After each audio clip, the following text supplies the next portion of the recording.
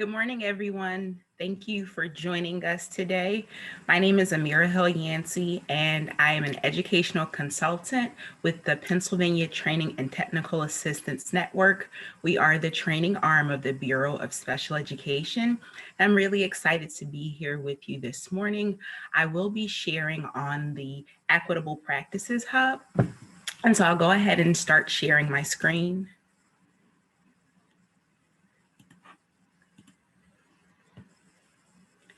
So just for a little while, I'll take you through the history of why the Equitable Practices Hub was developed and work that has occurred prior to that.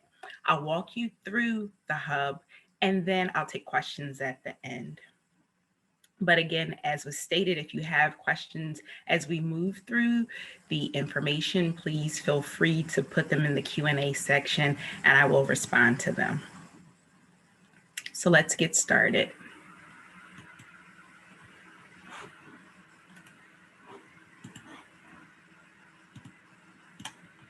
So equity in Pennsylvania schools is something that's important to not only Governor Wolf, but was important to former Secretary Rivera. And so here you'll see a statement from Governor Tom Wolf on equity, and I'll read it.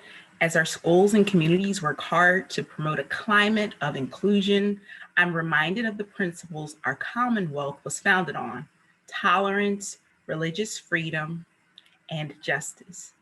These are the values Pennsylvanians continue to embrace today. My administration is committed to creating a culture of inclusiveness at all schools where students are made to feel welcome, valued, and will continue to work with schools and communities to help them create these supportive settings that celebrate diversity and teach the importance of respect for self and others. And we've also included a statement from former Secretary Rivera. And the things that are important are highlighted in red, but I'll read. Our education system is not without fault in perpetuating the systemic inequities and institutional bias that many of our communities have accepted as normal. Education is an institution rife with historic inequities in resources, inequities in discipline, and inequities in opportunity. The key to this is these structures must be dismantled. As a leader in our education system, I'm taking my outrage and using it to fuel my commitment to right these wrongs, correct the injustices, dismantle the systemic barriers, and ensure every student has access to the opportunities to learn and achieve regardless of their skin color. Here's this key piece. Educators are change agents and community leaders. And this is from our former Secretary of Education, but our current acting Secretary, Nori Ortega, holds these truths in his heart as well. So here's what the field is saying. This is what we as equity champions in Pennsylvania hear in the field. Equity does not apply to me. We are a rural district and don't have racial diversity. This is just a new buzzword. It's overplayed. We aren't doing equity. We're focused on trauma and mental health. Here's one more thing. When I get the training done, I can just check it off. And to all these things I say, equity isn't going anywhere. Equity is important in Pennsylvania. It's not just a buzzword. It will be embedded in what we do in this Commonwealth. And equity is a part of trauma-informed care and mental health support. So equity should be a part of everything that we do. So here are some educational inequities that exist in school systems. So first, there's societal inequity, and that's when minority students may be disadvantaged by pre-existing bias and prejudice in American culture as a whole, with both conscious and unconscious discrimination. There's also socioeconomic inequity, and the evidence shows that students that have come from low socioeconomic backgrounds tend to have a lower educational aspirations when it comes to going to school, post-secondary, and they enroll in college at lower rates, mostly due to financial considerations. There's also cultural inequities, and that's when students from diverse backgrounds have disadvantages in a variety of ways when they're trying to pursue education. There's familial inequities, and that's when students are disadvantaged in their education due to their personal and family circumstances. There's programmatic inequities, and school programs may be structured in ways that are perceived to be unfair because they contribute to inequitable or unequal educational results for some students. For example, students of color on average tend to be disproportionately represented in lower level classes with lower academic expectations. And this gives rise to what we call achievement gaps. There are also staffing inequities where in Pennsylvania, wealthier schools are located in more desirable communities and may hire teachers and staff that are more highly qualified, while also providing that better compensation to attract those teachers that have experience and the skills necessary to give students a really good education. There are also instructional inequities, and students may be enrolled in courses taught by less skilled teachers who may teach in comparably uninteresting or ineffective manners. They aren't engaging students. There are assessment inequities, and students may be disadvantaged when taking tests, whether they be cumulative or summative, and ensuring that they are possibly not including a design or content or language choices that may not impact students in a positive manner. There's linguistic inequities, and that's when non-English speaking students or students who are not yet proficient in English may be disadvantaged in English only classrooms or when they're taking assessments. And so, as you can see, there are a variety of inequities that can impact students, typically marginalized students in education settings. And the goal of utilizing things like the Equitable Practices Hub is to ensure that these educational inequities are no longer barriers to the success of all students in the Commonwealth.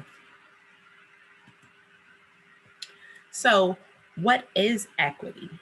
Now, here's the definition in our Commonwealth.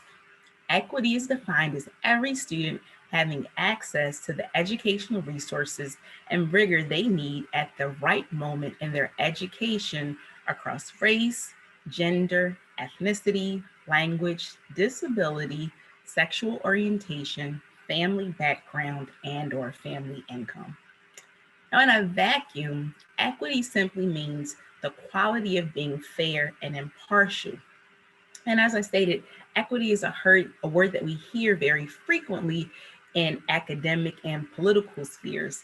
And as stakeholders continue the process of examining our communities to eliminate barriers inherent to our system, we must do our best in classrooms to support students who are traditionally marginalized and ensure that they are receiving equitable education.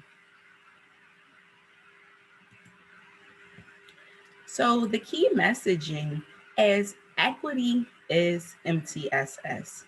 And for those of you who don't know, MTSS is a multi-tiered system of support. And that's really how we support students. At tier 1, we're giving students pretty much the same thing. Everyone's getting the same thing, assessments, ensuring that universal screeners are occurring, and it's what students get across the board. And as we move to tiers 2 and tiers 3, in those tiers, students are getting more individualized supports with smaller groups of children. And as the tiers go up, the individuality of the supports change, and the time that students are receiving interventions or supports is increased. And so we understand that in that framework of multi-tiered systems of support, we are operating through a trauma-informed, positive school climate and career readiness lens. So through MTSS, we're providing that trauma-informed support for students. So that's that mental health aspect, the positive school climate. So that's the PBIS, that positive behavior support in schools, and career readiness. So we're getting students ready for post-secondary. And the goal is to dismantle this silos approach where everything is done individually. I'm just responsible for this. I'm responsible for this. No, MTSS and equity means that we are looking at the whole student and supporting all of that student's needs through this approach. But we really can't talk about multi-tiered systems of support or being trauma-informed or positive school climate and career readiness without talking about disproportionality in schools. And so we need to ask the question, what contributes to disproportionality? And the answer is really that disproportionality is very complex, and there are a number of factors that impact disproportionality in schools. But you'll see in this diagram that of the factors that are included, you'll see things like discipline and policy, practices, interventions and referrals, instruction and assessment, educational opportunity, family and community, teacher expectations and misconceptions, cultural dissonance, and socio-demographics. And so all these factors really play a role in disproportionality. And to be honest, we could spend an hour or more talking about each of these factors. But when considering all of these factors, we want to make it plain that being culturally responsive and implementing culturally responsive and sustaining pedagogy and practices in school is really the way to combat all of the complex issues that make disproportionality a reality. So over the next few slides, I'll talk about cultural responsive practices in education.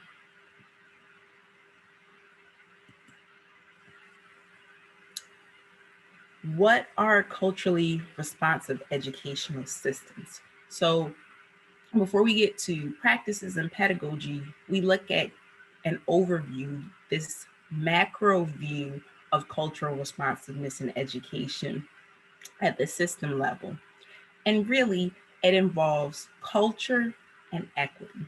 So we're infusing students' home cultures, cultures that teachers bring, and that school culture that's typically the norm with equity.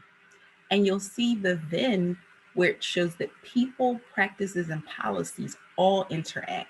So we have these policies that influence the practice, and that's the action of the people.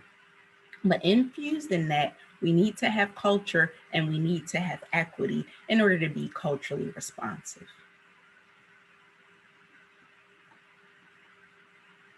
And I think the key to this is that people and educational systems are created to educate our students who come in from pre-K to secondary.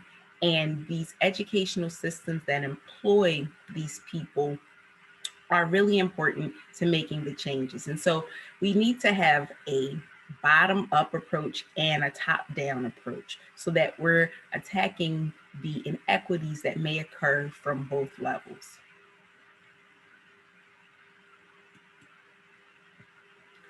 So this is a diagram from Wisconsin, and they've come up with the culturally responsive practices approach through equity.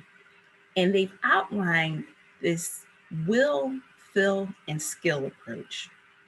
And so the will is the desire to lead and a commitment to achieving equitable outcomes for all students.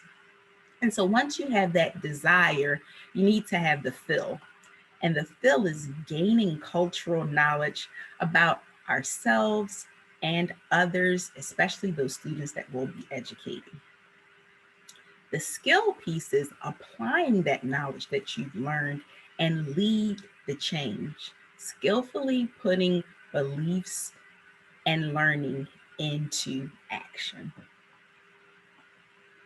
The 8 areas in the inner circle describe actions of cultural responsiveness within will, feel, and skill. And these are really just the beginning, but these areas can be used as steps in this approach and this process to starting with knowing yourself, learning about others, and then moving to action. And I think really that is the key of being culturally responsive. That self-awareness, taking an inventory of who you are, what your beliefs are, and how your beliefs impact others, then learning about others and learning about how to support all students. And I think taking those practices and influencing policies and curriculum are essential once you've learned about yourself and learned about others and learned how to support others. That's the key to really being culturally responsive.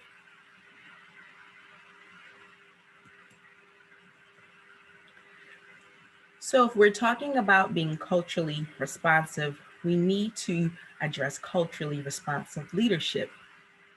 And the culturally responsive leadership framework states that culturally responsive leaders critically self-reflect on their leadership behaviors.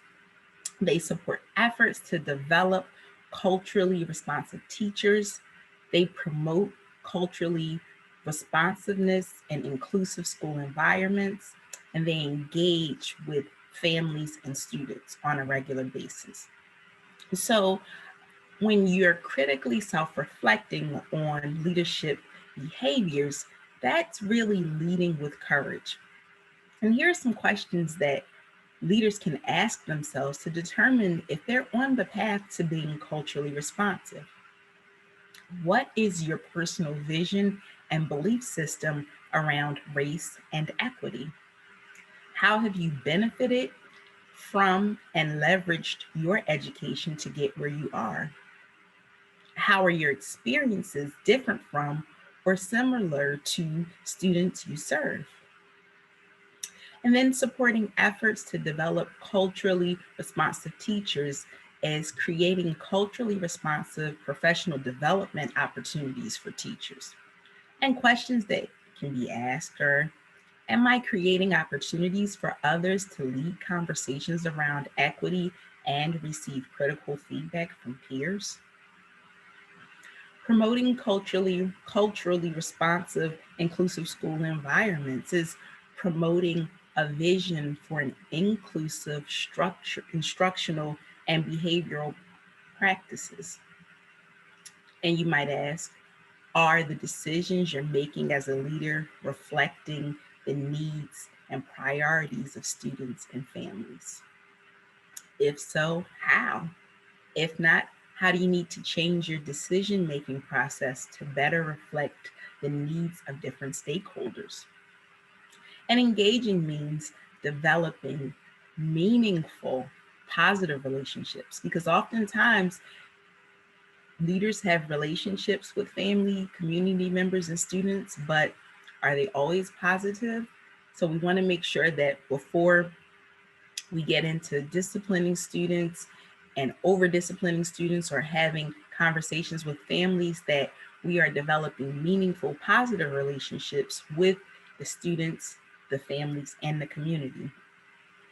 And consider a time when you identified and confronted practices and interactions that were based on race or culturally biased assumptions. That's something that a culturally responsive school leader or someone on the path would consider. Or how did you manage that situation and what was the outcome. So not only thinking about it, but what was your role in it? What was the outcome? And what could you have done differently? So now we get to the meat of the presentation. The PDE Equitable Practices Hub includes the pillars, but in the PDE pillars of practice, these are the pillars that will be represented in the hub, but this is a part of PDE's equity statement, PDE's commitment to equity in Pennsylvania. So Dr. Nicole Holland Sims is designated as the state lead for equity, and over the past few years, she has worked with colleagues in the Commonwealth to develop resources and collect resources and working to build capacity so that the structure of the Equitable Practices Hub can take shape. So it consists of key stakeholders gathering information to review and gain skills and knowledge and support each other in building capacity within their own circles. And you'll see these at the IUTAC levels. So each IU has an equity point of contact, and it could be a curriculum director, a special education supervisor, but each intermediate unit selected their own equity point of contact, and it could be a TAC as well.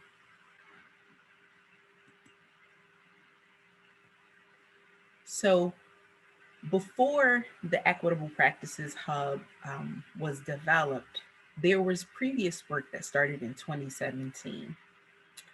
You may be familiar with the Equity and Inclusion Toolkit, and that was developed after the 2016 election out of the Office for Safe Schools. There's the State System of Support, Training and Technical Assistance. There's Appeal Course, Act 48 courses that were all developed prior to the Equitable Practices Hub. There are also professional learning opportunities, the Administrator Blended Appeal Course, and it's entitled Equity in Education, Why Leadership Matters, and it'll be offered regionally and upon registration at the SAS portal. And the Equity Course 2 is coming in the fall of next year. Also, Teacher Act 48 online courses, self-awareness and reflective practices for equitable classrooms, and educators as systems change agents. So course 1 will be active again in spring of 2021.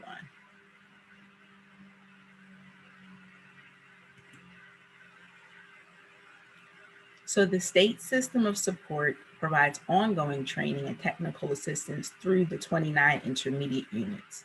And the Equitable State System of Support is currently working on the development and the continued updating of the Equitable Practices Hub. And the focus is on aligning school improvement, STEM, and making connections for IUs. And you have a point of contact for STEM, career ready, and trauma informed practices. All of these points of contact should connect with the equity point of contact to begin modeling, embedding equity, and threading it throughout training in all of the materials. Also, connecting to the Aspiring to Education post-secondary project to get more marginalized and retain more marginalized teachers in schools. And they've developed the culturally relevant sustaining education competencies. And so I'll share those with you.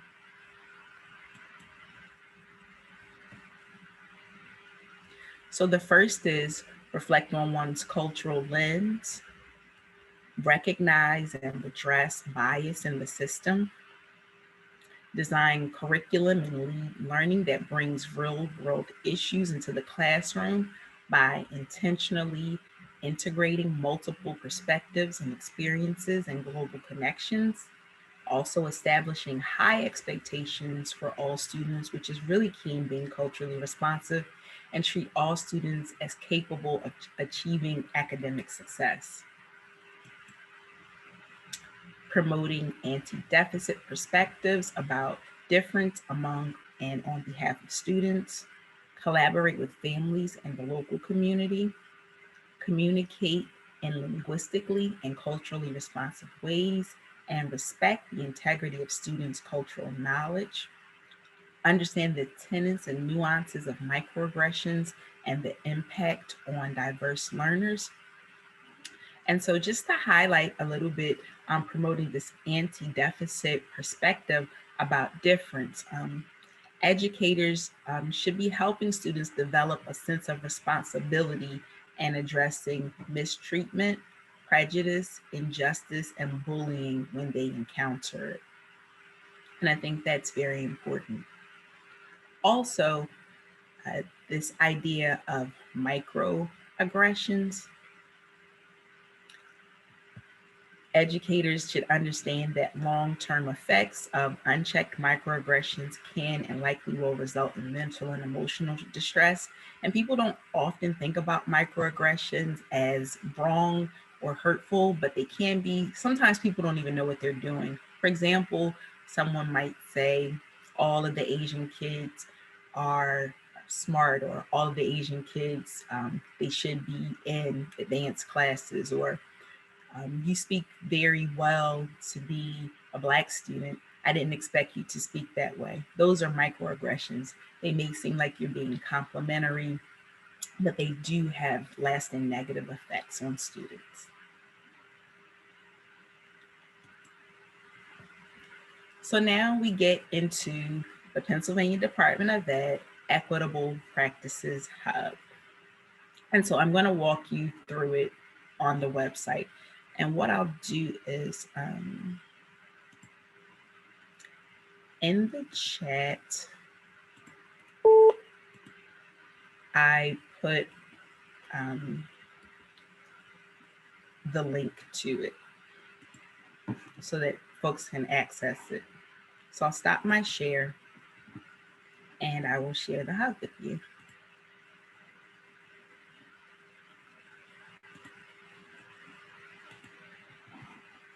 Okay, so here's the Equitable Practices Hub. Gives the definition of equity. And as you scroll down, we'll see those pillars, the general equity practices.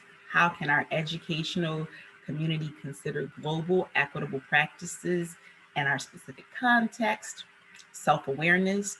What is the role of educators, staff, or more broadly you in shaping the educational community towards greater equity? Data practices.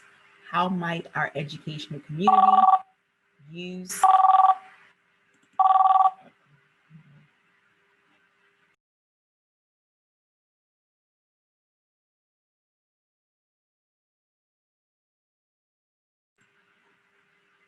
Sorry about that.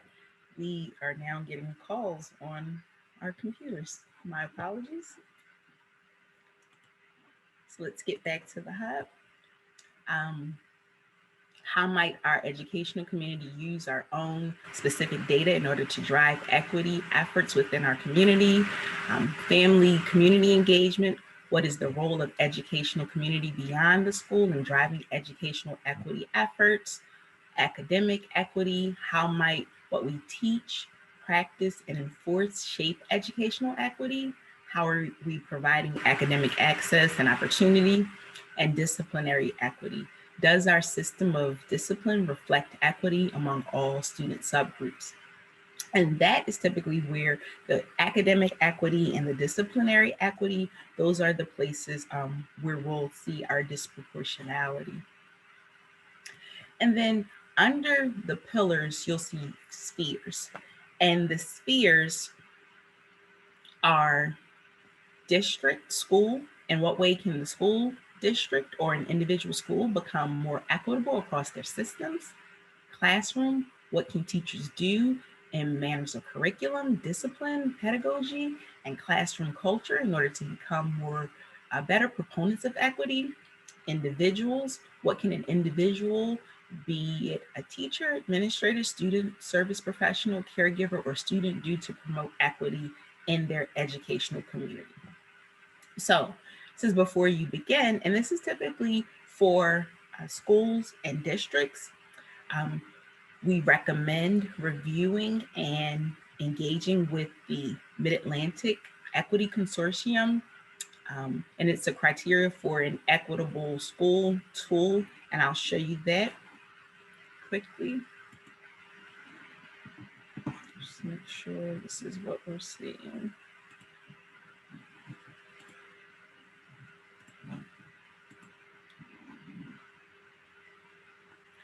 So it gives just information about the equity toolkit, but just to show you what the equity audit looks like, it asks questions around school policy, school organization administration, school climate and environment, staff, assessment and placement, professional learning,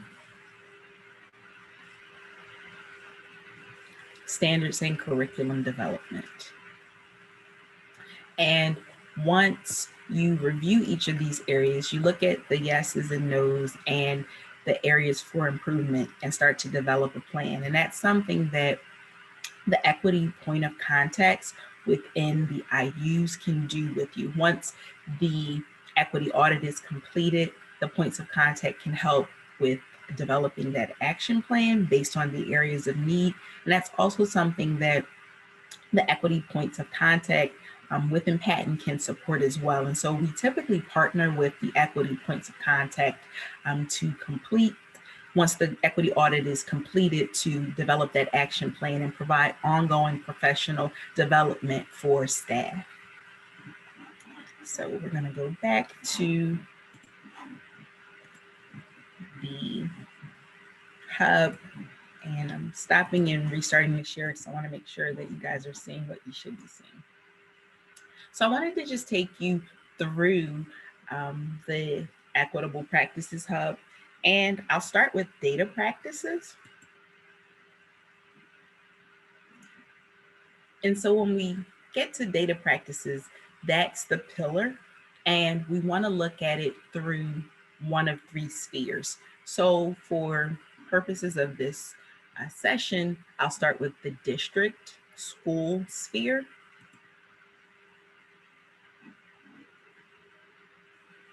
And here you'll see the different types of data. So student learning data, school process data, perceptual data, demographic data. And within this, you're able to look at the different types of data and tools that can help you look at that data. So if you want to look at, for example, the student learning data, you can find graduation dropout rates, significant disproportionality, early warning system, Swiss data, PIMS data, Office of Civil Rights data, special education placement and identification data, Future Ready PA Index, and National Student Clearinghouse. And then if you want to look at perceptual data, how things are perceived, you can look at PA School Climate Survey, this Mid-Atlantic Equity Consortium survey, or that audit, Pennsylvania Youth Survey, that PAYS survey, benchmark of quality, fidelity assessment, self-assessment survey, which is a part of PBIS, school safety survey, again, a part of PBIS, school climate survey, and student engagement survey. And if you want to look at data process, school process data, you're able to find it in the following areas. So at school process level, consider the Patton behavior resources, PBIS Culturally Responsive Field Guide, the 5 components of cultural responsiveness, and the College and Career Ready Toolkit. If you want to look at student learning data, there's the PSSA data, Keystone data, Pennsylvania's Value Added Assessment System, Advanced Placement Data, Scholastic Assessment Tests, the ACT, Classroom Diagnostic Test, the CDTs, DRC Insight, Progress Monitoring, and again, the Future Ready Index is listed here. So you'll see that if you want to take a deeper dive into data from the sphere of the school or district level, the Equitable Practices Hub offers you a variety of opportunities to look at that data. Next, we're going to go to the area of family and community engagement. And I thought we'd look at it from the sphere of classroom. And so here you'll find 6 standards. And the first standard is connecting families to community resources that support their goals, interests, and needs. And so there are resources for immigrants, the National Resource Center on Children and Families of the Incarcerated, Incarcerated Fathers Library. And then standard 2, build partnerships with families that are strengths-based, authentic, reciprocal, and respectful. And so you'll see a TED Talk here, the 6 steps to partner with diverse families, teacher's desk reference for communicating with parents. And this is actually a Patton publication. So if you find that you want to share it with your staff, you can get free copies of it from Patton. And I'll just plug Patton Publications. If you go to patton.net and click on publications, we have a variety of publications on all sorts of topics. And we're definitely developing a lot of resources around being culturally responsive, diversity and equity. So you can put in those keywords, and if you see publications that you would like, and not just on those topics, but any topic, if you see publications that you'd like to have, you can set up an account and order as many copies of the publication as you'd like for free and have them shipped to you. So please utilize patton.net. You'll see those resources, the publications there, and they're printed very nicely in color. But also we offer a variety of trainings. And so if you go to patton.net and you click on the training calendar, you'll see all of our offerings there that you're able to register for and get Act 48 credits. So just my little Patton plug. But also the Create a Welcome Classroom Environment. This is a really good website. The ELL strategies and best practices, how parents have to teach us about their dual language children.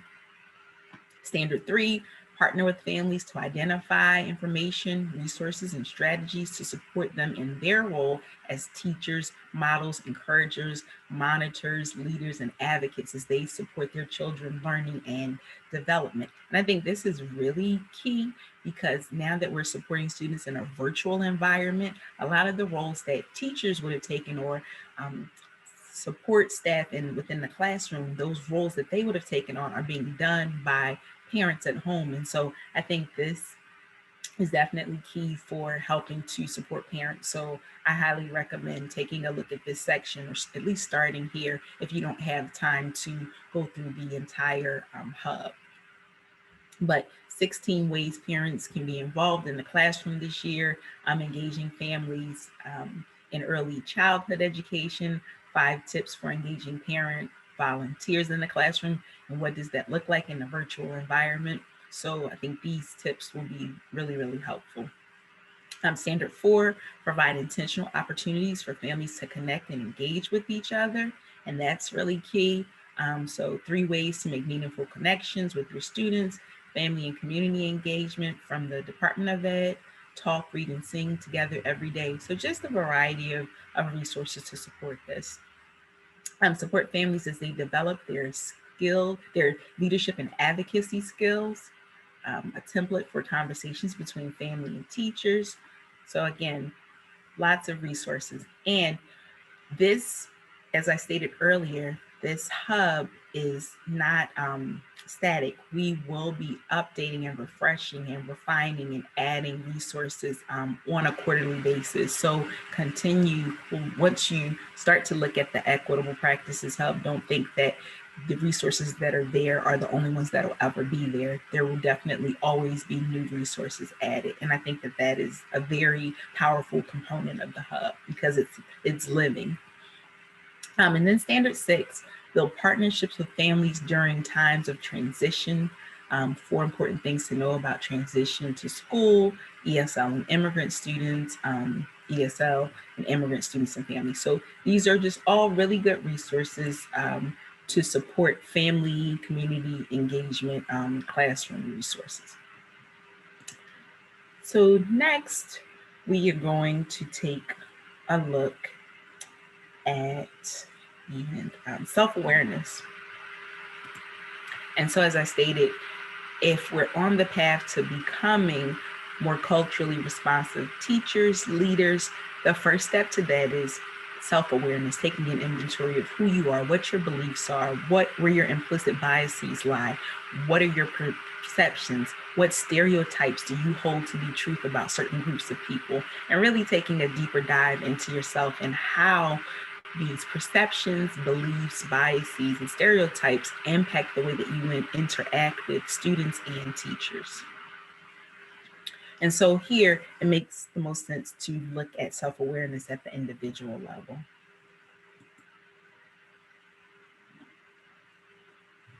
And so under individual resources, it's broken up into 2 subheadings: individual learning and individual practices. So under individual learning, racial microaggression table. And I talked about a couple of microaggressions, but this really gives you a good idea and a deeper understanding of what microaggressions are and how they impact people. And again, oftentimes microaggressions are things that people say that they think are complimentary, but they really have an adverse effect.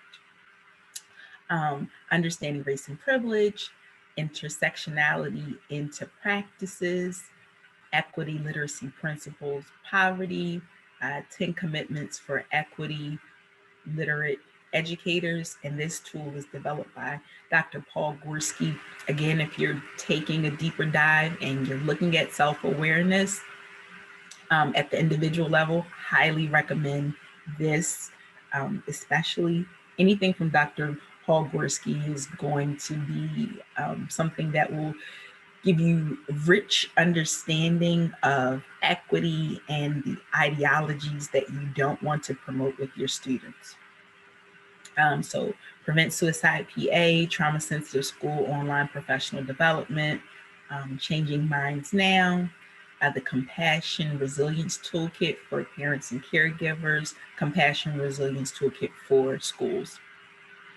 And also at the individual practices level, specific, candid, and helpful resources to expressions of bias and racism. Speak Up Against Bias Pocket Guide, highly recommend that one as well. Speak Up, Responding to Everyday Bigotry. The Colorado Department of Ed Equity Toolkit, a self-assessment, really nice self-assessment. If you have some time, I know folks are really busy, but if this equitable practices and becoming more equitable is important before you can get to the policies, practices, curriculum, it's definitely important to do that self-assessment. And I think this tool would be a nice resource for you. The practice guide, Margins to the Center, Wake County Public School System, racial equity resources.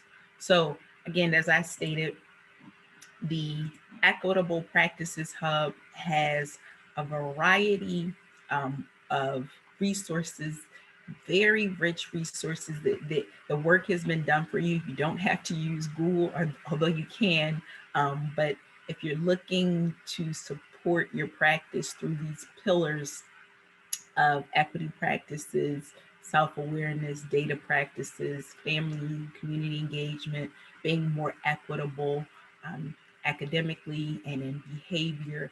I highly recommend just taking a dive every day that you have about 10 minutes. Just go into the Equitable Practices Hub and look at it through the different spheres. I just gave you an example of the spheres that I thought would be appropriate, but again, you can look at it through any of the pillars, through any of the spheres that you see fit, and that would meet your personal and professional needs. So at this point,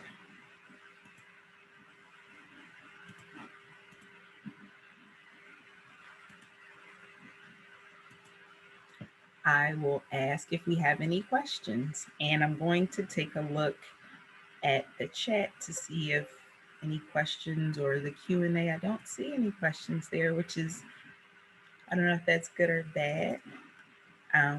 But please, at this point, if you have questions, please feel free to type them in the Q&A.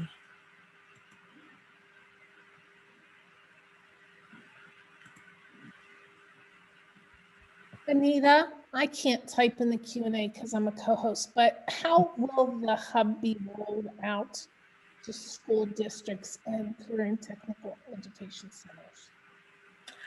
So it's already been rolled out. Letters should have been sent to, or emails would have been sent to folks within the district. It's been shared by the equity points of contacts at the IU. So it should be, the hope is that folks have heard about it at this point. I don't know if there is another communication that's coming out. I do know that acting Secretary of Ed, Noe Ortega, is sending an email out either today or tomorrow, and it will note the Equitable Practices Hub there, but I don't know of any additional communication specifically to school districts about it. It was my understanding that that was already done. Thank you. I'm retired, and I hadn't heard anything about it yet. It was a great presentation. Thank you very much. Oh, thank you very much. I appreciate that. Let's see if there's anything else. All right. So